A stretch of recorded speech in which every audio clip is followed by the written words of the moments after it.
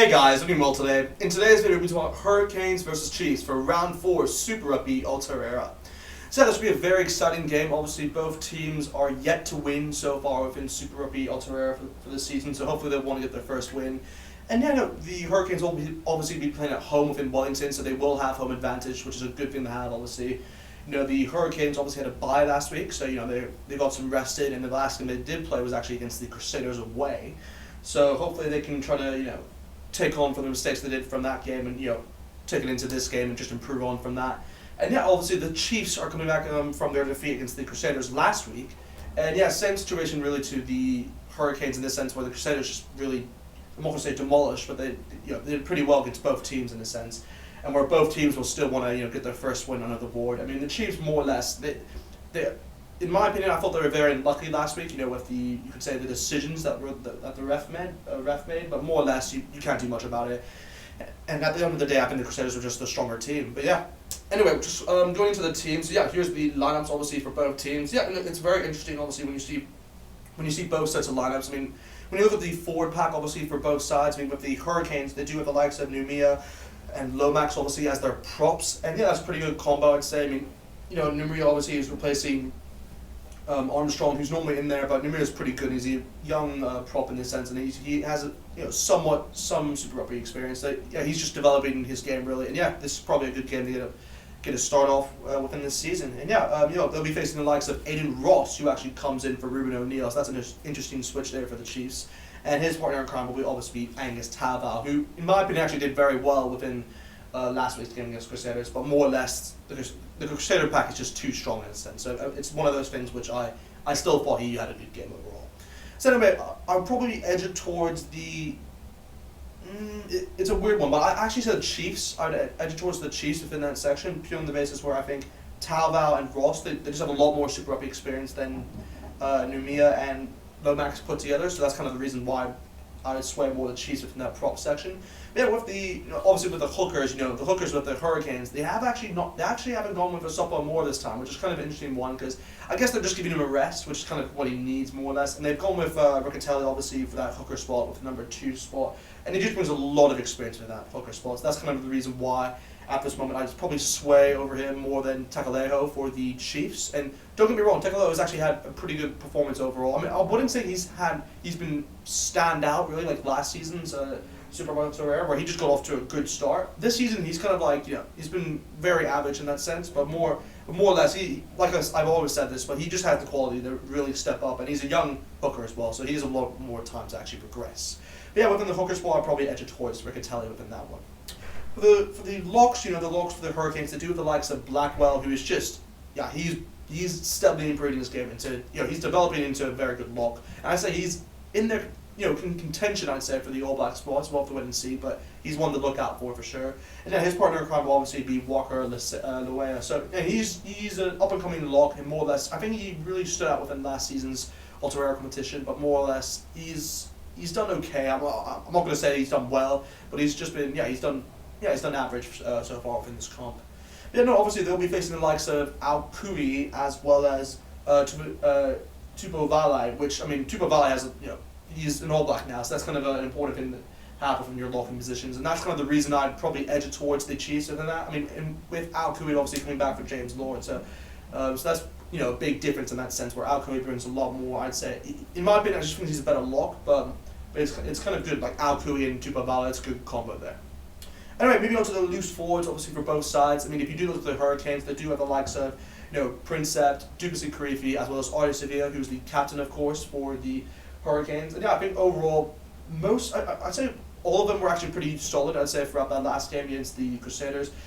I think, like, Artie Sevilla, obviously, he was like up and down, like where he actually had some very good moments within the Crusaders game. He won a few penalties for them and had that one clean break where he just pretty much just sidestepped that one play and then just went off on a run. But yeah, more or less he has those moments, and that's what everyone loves about him. And yeah, no, he's to be honest, this is his first full season as the captain, so it's a very important deal for him. So yeah, hopefully he just continues to progress within that role.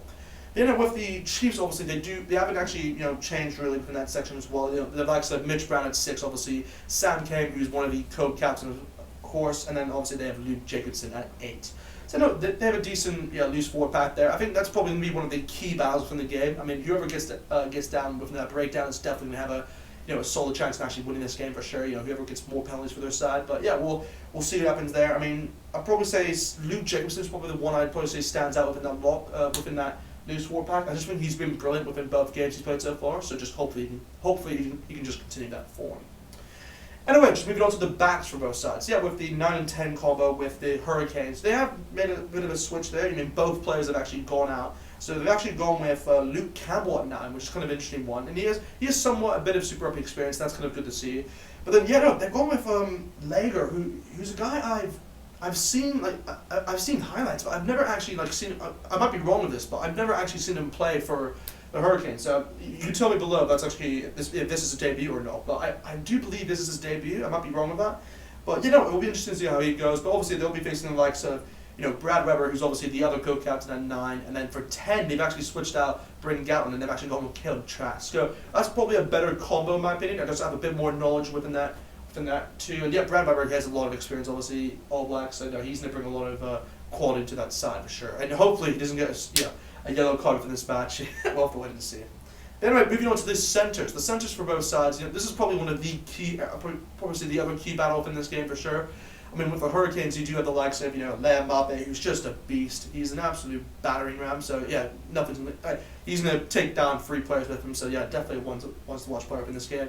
And his partner in crime obviously beat Billy Proctor, who's actually replacing Peter Monagento in this game, just a slight swap. So that's kind of a good deal in that sense, where both players are kind of the same quality. So we'll see how that goes. But obviously they'll be facing the likes of, in the Chiefs, they'll go with the likes of Quinzapea, who, in my eyes, he's like a 2.0 version of Liam Mbappe. He just hasn't reached that potential yet, but we'll have to see what he does in this match. Hopefully he has a good game. And obviously his partner in crime will be Antonella Brown. And he's just, what can I say more? He's pretty much one of these starting centres for the All Blacks. So you kind of expect him to have a really good game, really. And I think most of the games he comes into, he gives you a 7 out of 10 performance or above every single time. So most likely we'll see that kind of game from him again. So with the wingers for both sides, this is where it kind of gets interesting. With the Hurricanes, they've actually made some switches in the sense where, with the 11 spot, they've actually gone with Rasi, who's actually come in now. So that's kind of an interesting one. And then Julian Sevilla has actually gone to the 14 spot. So that's kind of interesting. And I think Julian Sevilla, in my opinion, actually works better at the 14. It might seem weird because Julian Sevilla is more of an 11 player in the sense where he's just a battering ram in itself and he can pretty much take on players one-on-one. But 14, for some reason, I remember in the past, he was really solid within that position. So I think that's kind of where he'll be more suited to. So we'll see how he goes there. But obviously with the Chiefs, they do have the likes of Aotearoa at the 11 spots, and then at 14, obviously they have gone with John Lowe, who's he's an interesting winger. To say he's up and coming still, but more or less, I think hopefully he can have a good game. We'll have to win still in that.